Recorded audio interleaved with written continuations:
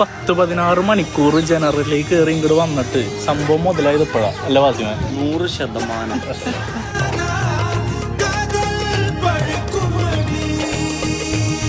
ഇതിനു വേണ്ടി ചെന്നൈയിൽ വന്നു. സിനിമയാണിത്.